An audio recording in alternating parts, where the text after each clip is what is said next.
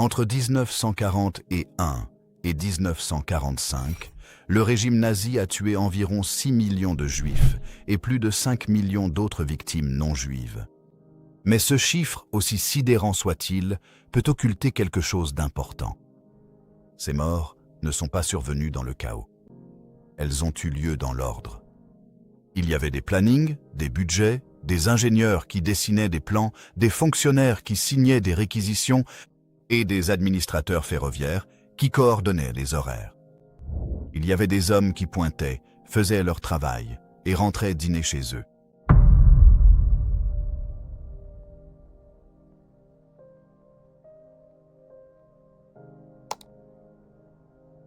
C'est la partie que l'histoire a du mal à assimiler.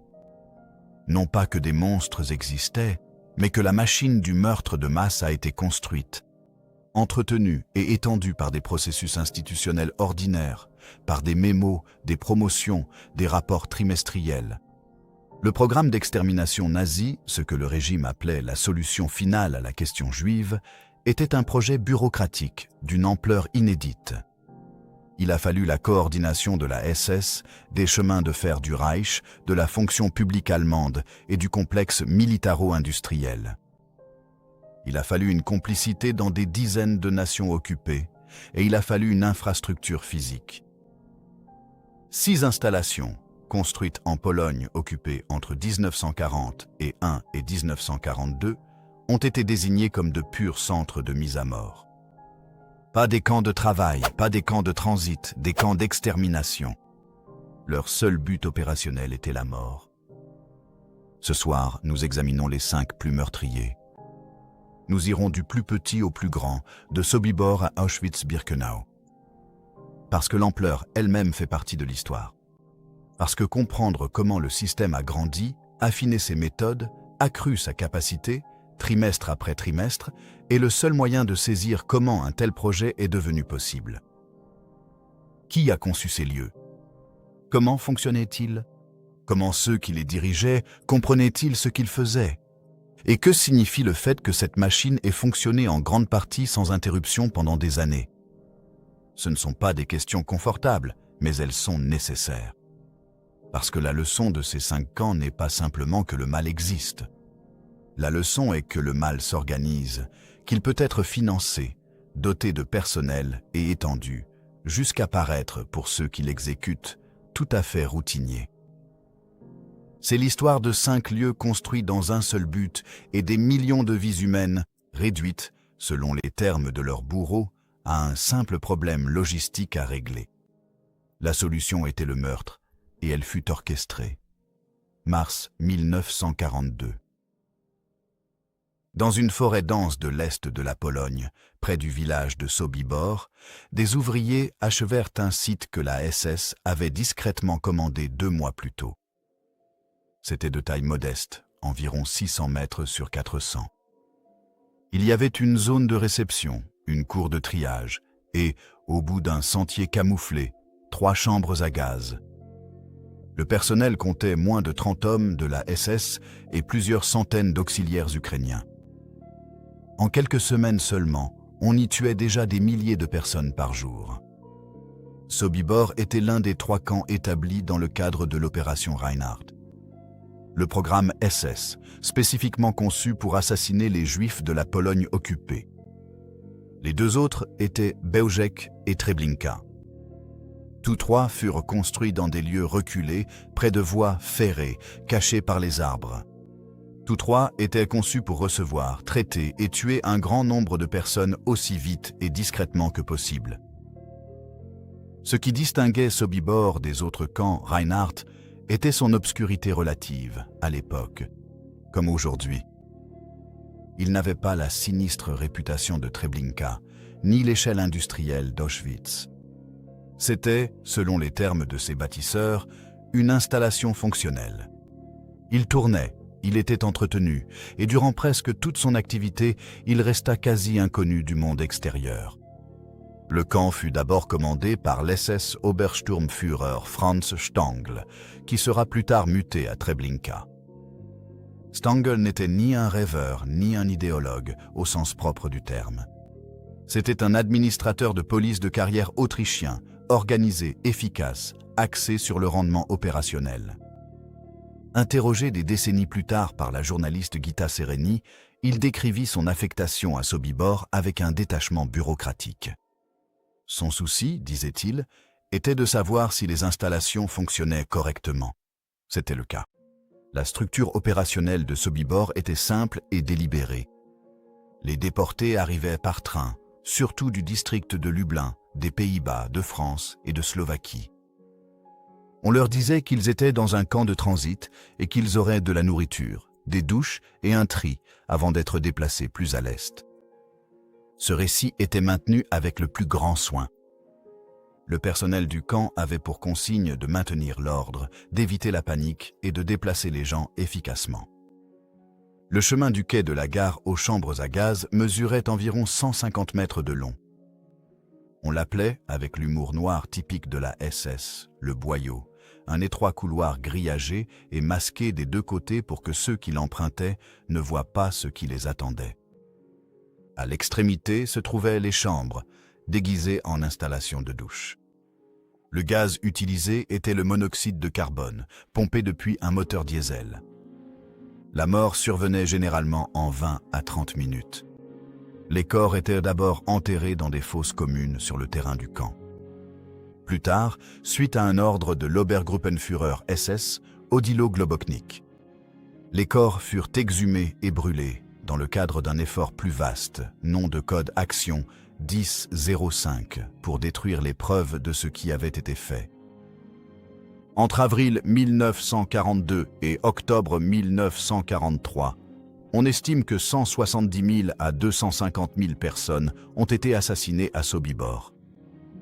Le chiffre précis reste incertain car les nazis ont détruit la plupart des archives avant que le camp ne soit démantelé. Un fait révélateur en soi sur la conscience qu'avaient les coupables de ce qu'ils avaient construit. Le 14 octobre 1943, les prisonniers de Sobibor ont organisé l'évasion massive la plus réussie de tous les camps d'extermination nazis. Menée par le prisonnier de guerre juif soviétique Alexandre Pechersky et le prisonnier juif néerlandais Leon Feldendler, environ 300 prisonniers se sont évadés après le meurtre coordonné de 11 officiers SS. Environ 50 ont finalement survécu à la guerre. La réponse des SS fut immédiate. En quelques semaines, Sobibor fut démoli. Les bâtiments furent abattus, le sol fut labouré et des arbres furent plantés sur le site. Une ferme fut établie sur le terrain. L'intention était l'effacement. Pour faire disparaître le lieu des archives physiques et historiques aussi complètement que possible. Pendant des décennies, cela a failli réussir. Sobibor est resté le moins fouillé, le moins documenté des camps de l'opération Reinhardt. Les recherches archéologiques, débutées dans les années 2000 et intensifiées dans les années 2010, ont commencé à récupérer ce que la démolition n'avait pas réussi à détruire. Les contours des fondations des chambres à gaz, des milliers d'objets personnels, des fragments de la vie de ceux qui sont arrivés et ne sont jamais repartis.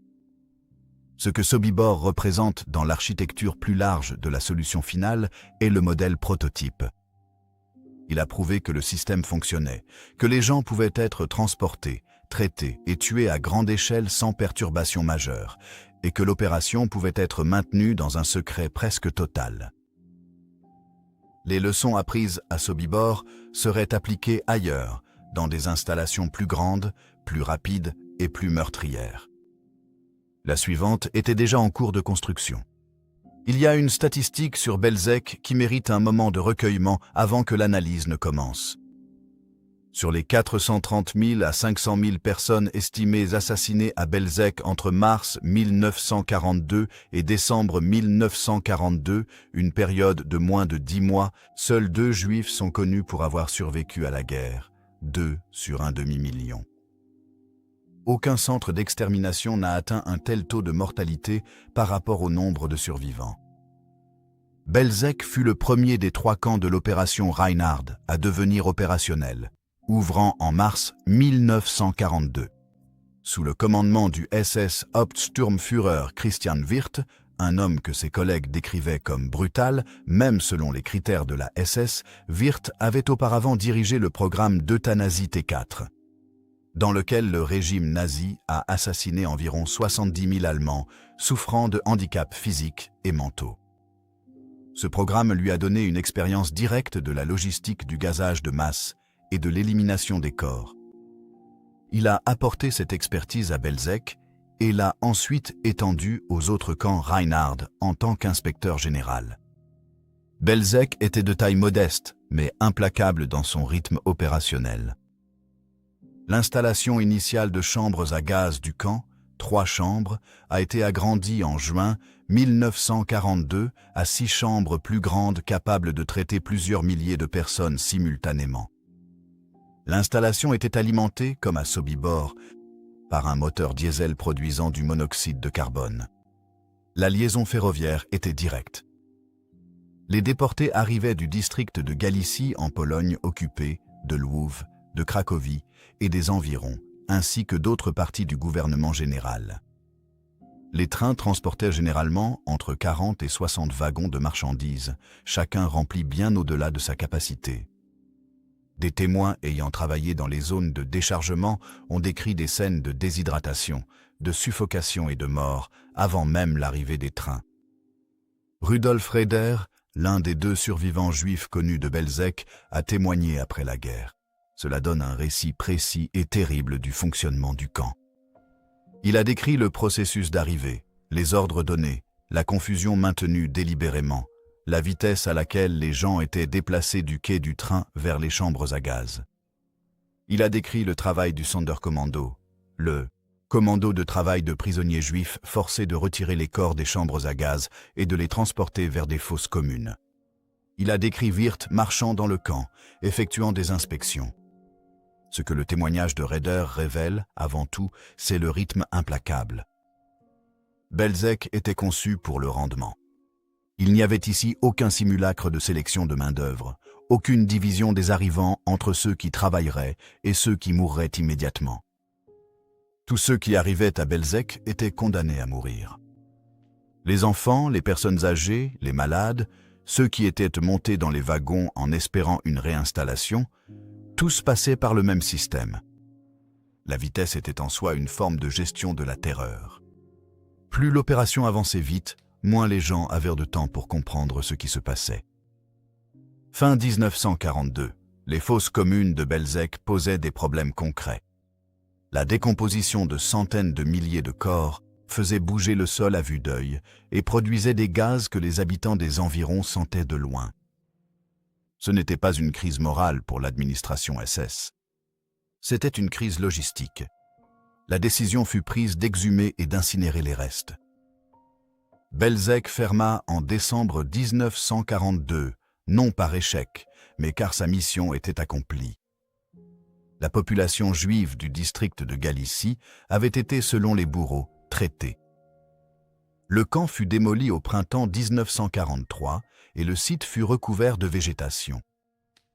Les 2 survivants, Raeder et Chaim Hirschman, tués par des antisémites polonais en 1946 avant d'avoir pu témoigner, sont les seuls témoins juifs directs du fonctionnement interne de Belzec. Leurs récits et les témoignages d'après-guerre de quelques Allemands et Ukrainiens constituent la quasi-totalité des archives directes. Cette absence quasi-totale de témoignages de survivants est en soi un fait historique d'une importance capitale. Les nazis ont presque réussi à Belzec l'objectif secondaire de chaque opération d'extermination, l'effacement des preuves, et avec elle, toute possibilité de témoignage. Belzec a prouvé que le meurtre de masse industrielle, rapide et dans un secret quasi total, était réalisable. Ce qu'il n'avait pas encore atteint, c'était l'échelle permanente. Le site qui allait lever cette limite fonctionnait déjà à 50 km au nord-est, fort de l'expérience passée, avant Belzec, avant Sobibor. Avant que les chambres à gaz de l'opération Reinhardt ne soient construites ou opérationnelles, il y avait Chelmno. Chelmno fut le premier site où le régime nazi a systématiquement assassiné des êtres humains par gaz toxique. Il ouvrit le 8 décembre 1941, 14 jours avant la conférence de Wannsee, où les hauts dignitaires nazis ont coordonné la solution finale. Chelmno n'a pas attendu la conférence. Il fonctionnait déjà. La méthode utilisée à Chelmno était particulière. Contrairement au camp Reinhardt aux chambres à gaz fixe, Chelmno utilisait des camions à gaz mobile, des camions fermés où les gaz d'échappement étaient pompés pendant que le véhicule roulait. Cette approche avait été développée et testée lors du programme T4 en Union soviétique. Ses concepteurs y voyaient un progrès par rapport aux fusillades, jugées psychologiquement éprouvantes pour les bourreaux. L'installation a été établie dans et autour d'un manoir dans le village de Chelmno nad Nerem, dans la région du Warthego, en Pologne occupée. Une zone qui avait été incorporée directement au Reich allemand. Les Juifs de cette région, y compris les quelques 200 000 habitants du ghetto de Lodz, furent les principales victimes de Chelmno. La structure de commandement était simple.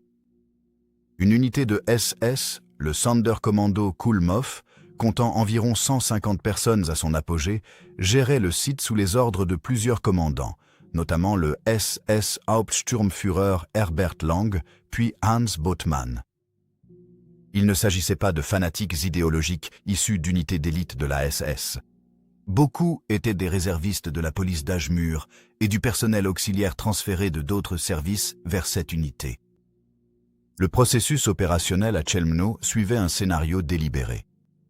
Les déportés arrivaient par train ou par camion, étaient conduits dans le parc du manoir et on leur disait qu'ils allaient être douchés et épouillés avant d'être envoyés au travail plus à l'est. On leur ordonnait de se déshabiller et de remettre leurs objets de valeur. Ils étaient ensuite dirigés vers un passage, décrit par certains comme une rampe, et vers l'arrière de l'un des 3 camions à gaz. Le camion partait ensuite. Le temps d'arriver à la forêt de Rzutchow, à quelques kilomètres de là, les passagers étaient morts. Des prisonniers juifs, eux-mêmes condamnés à mort, déchargeaient les corps et les enterraient dans des fosses communes.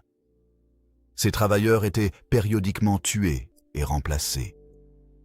Entre décembre 1941 et mars 1943, puis lors d'une brève seconde période en 1944, on estime qu'entre 150 000 et 180 000 personnes ont été assassinées à Chelmno. L'écart important entre ces estimations reflète la destruction quasi totale des archives. Les nazis ont brûlé le manoir, dispersé les preuves et tué presque tous les prisonniers travailleurs avant l'approche des forces soviétiques.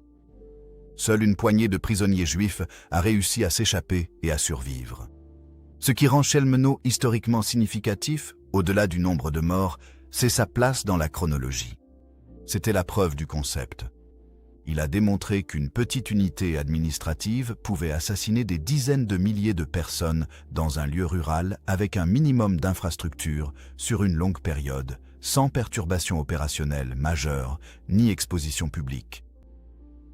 Les leçons appliquées dans les camps de l'action Reinhardt, la tromperie des arrivants, la gestion du travail des prisonniers, la destruction progressive des preuves, étaient des versions affinées de ce qui avait été établi à Chelmno.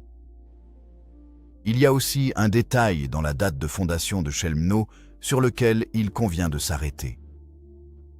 Le 8 décembre 1941, un jour après que l'attaque japonaise sur Pearl Harbor a entraîné les États-Unis dans la guerre. Alors que l'attention du monde se tournait vers le Pacifique et que l'ampleur du conflit mondial s'étendait pour englober plusieurs théâtres simultanément, le programme d'extermination nazi s'est accéléré. Cette corrélation n'était pas fortuite. Les hauts dirigeants nazis comprenaient qu'une guerre qui s'étendait servait de couverture. Chelmno a continué de fonctionner dans sa deuxième phase jusqu'en janvier 1945, quand l'avancée de l'armée rouge a rendu toute poursuite des opérations impossibles. Le dernier groupe de prisonniers travailleurs, maintenu en vie pour gérer les dernières étapes de la destruction des preuves, a été fusillé. Presque personne n'est sorti vivant de Chelmno. Pour une installation qui a précédé toutes les autres, qui a établi la méthode et la logique de l'opération. Chelmno reste l'un des sites les moins examinés dans les archives historiques publiques. Sa relative obscurité, même dans l'enseignement de la Shoah, est en soi une poursuite silencieuse de l'effacement voulu par ses opérateurs. Mais ce qui a été construit à Chelmno, à Belzec et à Sobibor n'était qu'un prologue. Le système était encore en cours d'optimisation. À l'été 1942, un centre de mise à mort, sans précédent dans l'histoire de l'humanité, fonctionnait à l'orée d'une forêt dans le nord-est de la Pologne, près de la rivière Bug. Ce n'était pas le plus grand camp. Ce n'était pas celui qui comptait le plus de personnel, mais pendant environ 14 mois, Treblinka fut le centre de mise à mort le plus efficace de tout le programme d'extermination nazi. Treblinka II, le camp d'extermination, distinct du camp de travail voisin Treblinka I, a ouvert le 23 juillet 1942. À cette même date, la déportation massive des Juifs du ghetto de Varsovie a commencé. Le calendrier était coordonné. Les trains de Varsovie, transportant des milliers de personnes par jour depuis la plus grande communauté juive d'Europe occupée, allaient directement à Treblinka. À la fin de 1942, on estime que 700 000 personnes y avaient été assassinées. Au moment où le camp a cessé ses activités en octobre 1943, le bilan des morts s'élevait à environ 700 000 à 900 000, faisant de Treblinka, selon les estimations historiques les plus admises, le deuxième site le plus meurtrier de la Shoah, après Auschwitz-Birkenau. Le commandant pendant la majeure partie de l'activité de Treblinka était le SS Obersturmführer Franz Stangl, l'homme même qui avait auparavant commandé Sobibor. Stangl était à ce stade un gestionnaire expérimenté du meurtre de masse. Il a appliqué cette expérience de manière systématique. Sous son commandement, la vitesse de traitement de Treblinka a augmenté. Sa configuration physique fut étendue et la capacité de ses chambres à gaz fut multipliée. Les 3 chambres à gaz d'origine à Treblinka furent remplacées à l'automne 1942 par un nouveau bâtiment de 10 chambres, pouvant chacune contenir 200 à 300 personnes simultanément. Le bâtiment fut conçu pour ressembler à un établissement de bain avec une étoile de David au-dessus de l'entrée et un panneau indiquant « douche et bain de vapeur ». L'ingénierie était délibérée. La tromperie était une composante fonctionnelle du système d'extermination. Le processus de traitement à Treblinka fut perfectionné pour déplacer les gens du quai du train vers les chambres à gaz le plus rapidement possible. Les arrivants étaient divisés par sexe. Les hommes passaient en premier, les femmes et les enfants suivaient. On disait à tous de se déshabiller, de remettre leurs objets de valeur et d'aller vers les bains. Un chemin, encore appelé le tube, allait de la zone de déshabillage jusqu'au bâtiment des chambres à gaz. Il était bordé de hautes clôtures, entrelacées de branches de pin pour bloquer la vue. Toute la séquence, de l'arrivée à la mort, était conçue pour ne pas durer plus de 2 heures. Richard Glazar, un survivant juif tchèque de Treblinka, a décrit dans ses mémoires d'après-guerre ce que signifiait comprendre, avec le temps, l'ampleur réelle de ce qui se passait. Il est arrivé au camp comme prisonnier travailleur, l'un des rares maintenus en vie pour trier les vêtements, entretenir les installations, et plus tard, aider à l'exhumation et à la crémation des corps. Il a écrit sur la désorientation de devoir effectuer un travail physique normal, à proximité d'un massacre industriel de masse, sur la façon dont la routine pouvait côtoyer l'atrocité. La révolte des prisonniers de Treblinka du 2 août 1943, l'un des plus grands actes de résistance armée au sein d'un centre d'extermination nazi, fut planifié par une organisation clandestine qui avait passé des mois à acquérir des armes, du kérosène et une clé de la cache d'armes du camp. Le soulèvement a impliqué plusieurs centaines de prisonniers. Des bâtiments furent incendiés. Environ 200 prisonniers s'échappèrent du périmètre. Moins de 70 ont survécu à la guerre. Les forces SS ont réprimé la révolte en quelques heures. Mais les dégâts causés aux infrastructures, ajoutés au fait que Treblinka avait alors largement achevé sa mission opérationnelle, le ghetto de Varsovie et la plupart des communautés juives du gouvernement général ayant été détruits, ont conduit à la décision de fermer le camp. La séquence de destruction habituelle a suivi. Les bâtiments furent démolis, les tombes exhumées et brûlées, et une ferme fut construite sur le site.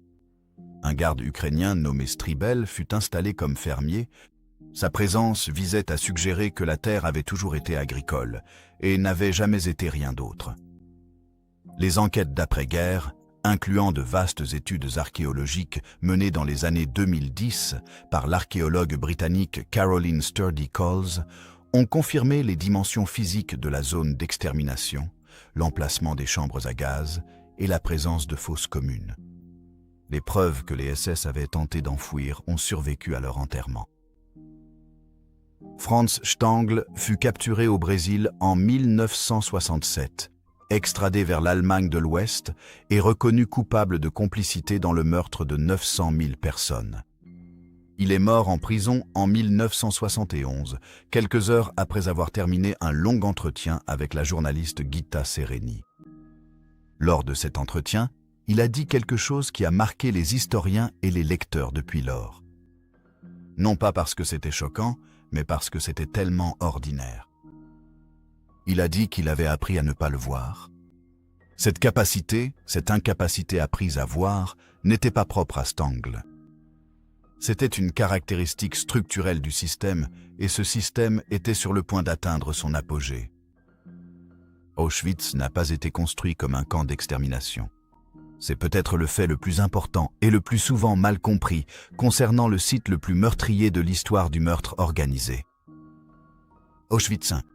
L'installation d'origine fut établie en mai 1940 comme camp de concentration pour les prisonniers politiques polonais.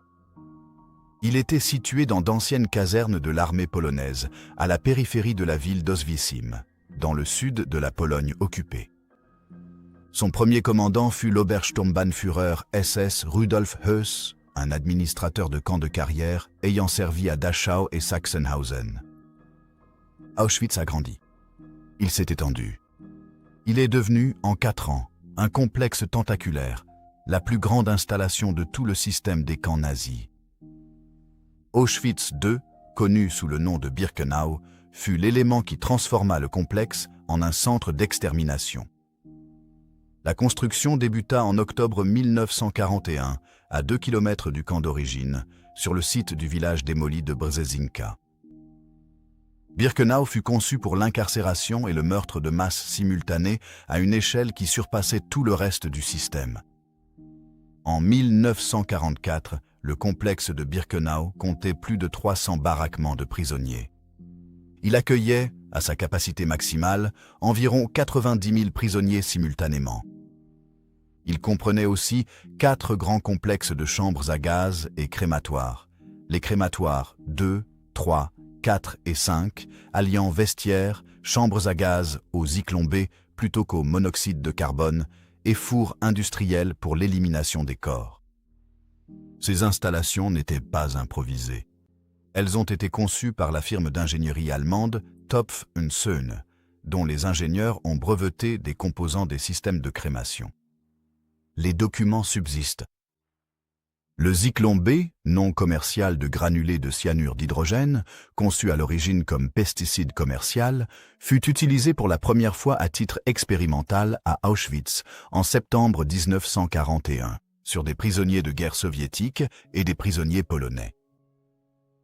Le personnel de la SS a noté son efficacité et son rendement par rapport au monoxyde de carbone.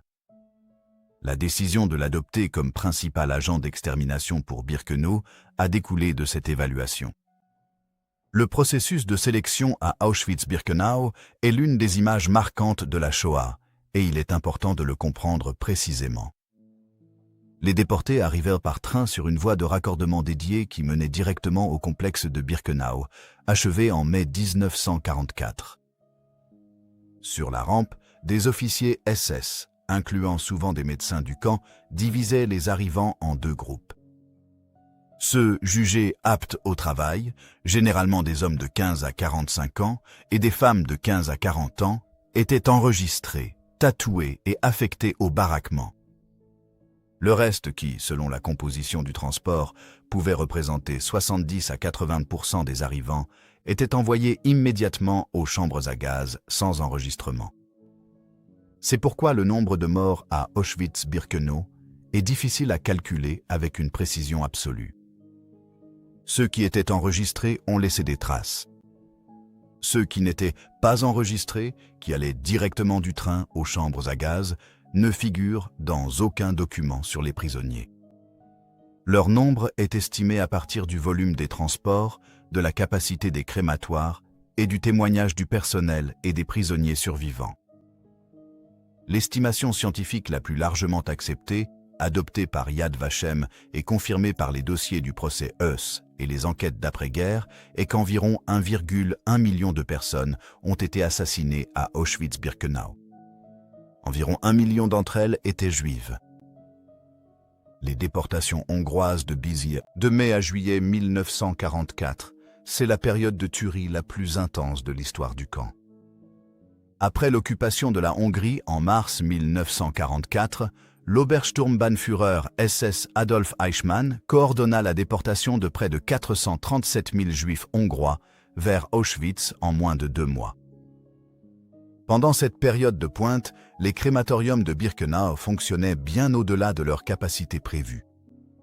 Selon le témoignage de Heuss, lui-même à Nuremberg, les corps de ceux qui ne pouvaient en passer par les crématoriums étaient brûlés dans des fosses à ciel ouvert. Rudolf Heuss fut capturé par les Britanniques en 1946, jugé par un tribunal polonais et pendu à Auschwitz en avril 1947 sur un gibet dressé près du crématorium qu'il dirigeait. Avant son exécution, il rédigea des mémoires détaillées qui restent l'un des principaux récits administratifs du fonctionnement du camp. Dans ces mémoires, il n'exprimait aucun remords au sens conventionnel du terme. Il regrettait simplement de ne pas avoir été assez efficace.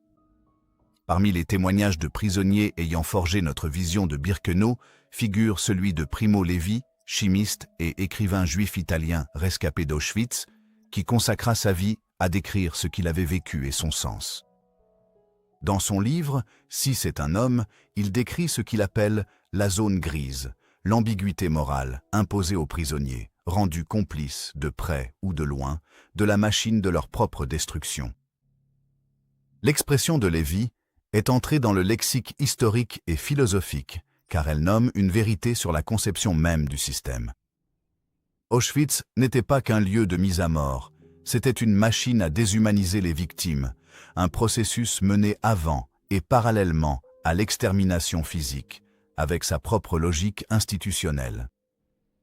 Le camp fut libéré par les forces soviétiques le 27 janvier 1945.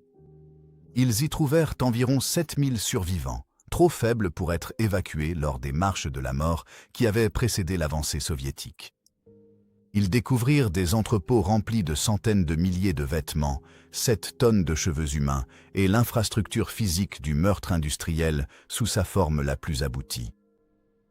Le 27 janvier est désormais la journée internationale dédiée à la mémoire des victimes de l'Holocauste. Cette date fut choisie pour ce qui fut découvert ce matin-là et pour ce qu'elle révèle de ce que l'humain, organisé en système, est capable de bâtir.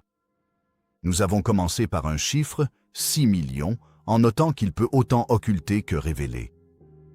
Nous finissons avec 5 lieux, 5 systèmes, 5 chaînes de commandement et un bilan de morts cumulé situé entre 1,7 et 2,5 millions d'êtres humains assassinés dans des installations conçues à cet effet. Chełmno, Bełżec, Sobibor, Treblinka, Auschwitz-Birkenau. Chacun différait par ses méthodes, son ampleur, sa longévité. Chełmno utilisait des camions, les autres utilisèrent des chambres. Bełżec ferma après 10 mois, ayant presque achevé sa mission.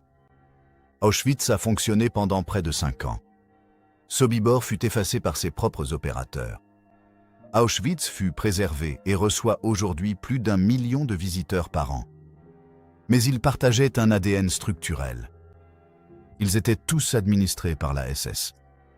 Ils reposaient tous sur la tromperie des arrivants.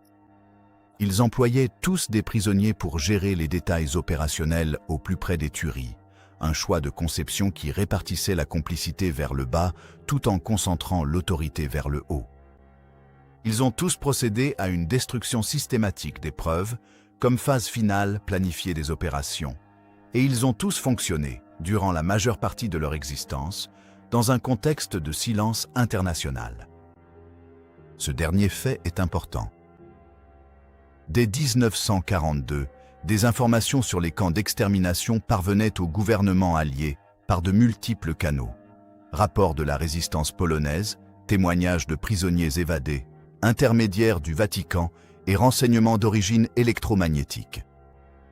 La décision prise par les dirigeants alliés, principalement britanniques et américains, fut de ne pas faire de la destruction des camps une priorité militaire et, dans la plupart des cas, de ne pas informer le public de ce qui se passait. L'historiographie de la connaissance et de la réaction des Alliés reste contestée et dérangeante. Ce n'est pas le sujet de ce documentaire, mais cela fait partie du récit complet. Les coupables, eux aussi, exigent un examen continu, non pas en tant que monstres, mais en tant que système. Le procès de Nuremberg a poursuivi 24 hauts dirigeants nazis. Les procédures ultérieures de Nuremberg ont visé des catégories professionnelles spécifiques, médecins, juges, industriels, commandants militaires. Ils ont établi en droit international le principe selon lequel l'obéissance aux ordres ne constitue pas une défense contre les crimes contre l'humanité. Ils ont créé le cadre du droit pénal international qui régit encore aujourd'hui les tribunaux pour crimes de guerre. Mais la vaste majorité de ceux qui ont participé au programme d'extermination, les administrateurs des chemins de fer, les gardiens de camps, les entrepreneurs civils, les fonctionnaires régionaux qui organisaient les déportations, n'ont jamais été poursuivis. La plupart ont mené des vies ordinaires dans l'Allemagne et l'Autriche d'après-guerre, occupant parfois les mêmes postes professionnels que sous le régime nazi. Ceci n'est pas un réquisitoire contre les systèmes judiciaires d'après-guerre isolés. C'est une observation sur les mathématiques de la complicité.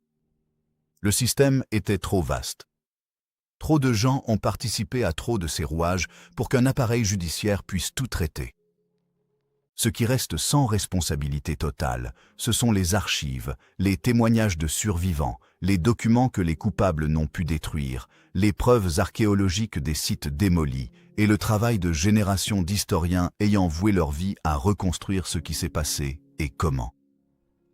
Elie Wiesel, lui-même survivant d'Auschwitz-Birkenau, a écrit qu'oublier les morts, c'est les tuer une seconde fois. Cette formule est souvent citée, et elle reste vraie, mais elle fait peser le fardeau sur la seule mémoire. La mémoire est nécessaire mais insuffisante. La mémoire doit s'accompagner de compréhension, comprendre les structures qui ont permis ces lieux, les choix institutionnels à chaque étape de la chaîne où d'autres options existaient, et les conditions sociales et politiques qui ont poussé un État moderne vers l'anéantissement systématique. Car l'idéologie spécifique a disparu, le régime spécifique a disparu, la géographie d'occupation spécifique a disparu. Mais les mécanismes, la dilution bureaucratique des responsabilités, la normalisation de la déshumanisation, le passage graduel de la discrimination légale à l'élimination physique, ces mécanismes ne sont pas des vestiges historiques. Ce sont des capacités humaines. Ils sont apparus avant et depuis. Sobibor se trouvait dans une forêt. Belzec était près d'une voie ferrée. Treblinka était à la lisière de ce qui fut un village. Auschwitz-Birkenau était sur une terre dont on avait effacé une communauté pour lui faire de la place. Ils ont été bâtis par des gens, gérés par des gens, administrés par des gens, et ils ont été arrêtés, finalement, trop tard, par des gens. C'est cela l'histoire, et c'est à nous de la porter. Si ce récit vous a ému, interpellé, ou fait voir la Seconde Guerre mondiale autrement, ce serait un honneur de vous voir rejoindre notre communauté. S'abonner n'est pas qu'un simple clic.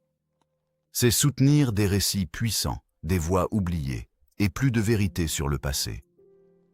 Alors si ces histoires comptent pour vous, abonnez-vous, et poursuivons ce voyage ensemble. Et n'oubliez pas de laisser un commentaire. Nous les lisons tous et aimons avoir votre avis. À la prochaine, continuez d'explorer l'histoire avec Epic War. Posez des questions. Cherchez la vérité.